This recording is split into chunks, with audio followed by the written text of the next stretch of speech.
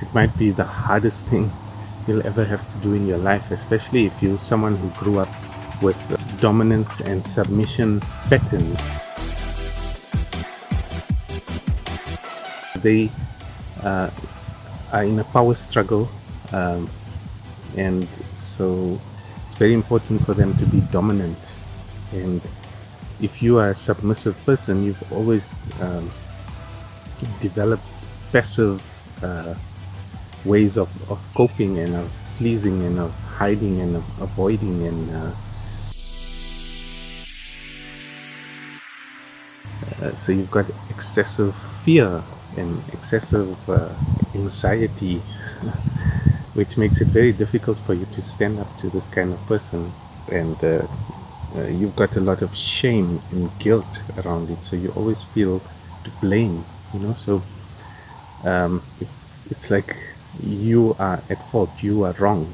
And so how do you stand up to that when you don't even know you need to stand up because of the excessive pride? So now this person always has to be the center of attention, and they have to diminish anything that anybody else does, so trivialize or ridicule or mock, or even if it's a genuine achievement, they find a way to insult and minimize you so that they can be the center of attention again.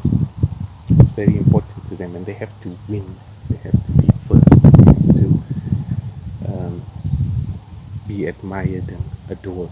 Earlier, the core of it is a lack of discipline. These permissive parents never discipline the child. And what does discipline do? It teaches the child about consequences, the consequences of their behavior to somebody else, and it awakens empathy in the child. The child feels something for another person. But if they're allowed to ramp up their anger and use it aggressively to get their way, then they progressively become desensitized to the other person's feelings and emotions, and hurt and upset.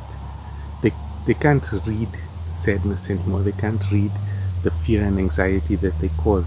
It's kind of like a deficit in them. A lack of empathy, a lack of feeling, and it desensitizes their own conscience. And what else does it do? When a parent disciplines a child and gives some kind of punishment or consequences, the best way is natural consequences, to help the child to see what they did, and the punishment somehow shows that, or makes them feel that they did something wrong, and then they're motivated to apologize, or at least not do that again. So the narcissist is never apologizes because they're never wrong. In their minds they did the right thing. They did what is their rightful duty and responsibility, or whatever, to do, and they are never wrong. They're perfect. They're brought up that way to think that they're perfect, so they can't think of themselves in any other way, so they can't see the need to apologize. And so it's very rare you'll find a narcissist apologizing for something hurtful they said or did, or what have you. So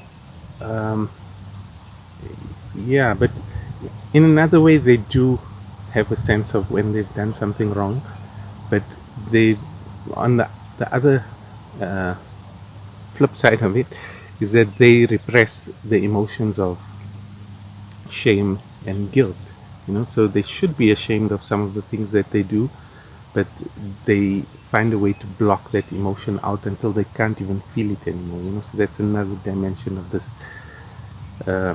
whole scenario. So it sounds like it's getting complicated, but when you really get down to a relationship and how you need to relate to these kind of people, it becomes a lot simpler. But it's useful to understand these emotional dynamics. Yeah, so this lack of discipline is the problem. So how do you discipline these people? And yeah, so now that they're grown-ups and they've developed, like, they covert strategies around this behavior pattern, so they don't do it in public where people can see them. So in the public domain, they have to present this very likable and genial persona, because it's, again, in public it's very important for them to be admired and respected and center of attention. So the more they have to put on that persona in public, the more the pressure builds in the shadow with all these other aspects of themselves that they are hiding. And so in the home, behind closed and locked doors, this shadow side emerges with a lot of excessive pride and anger and dependence and very little empathy and feeling and what can you say, remorse.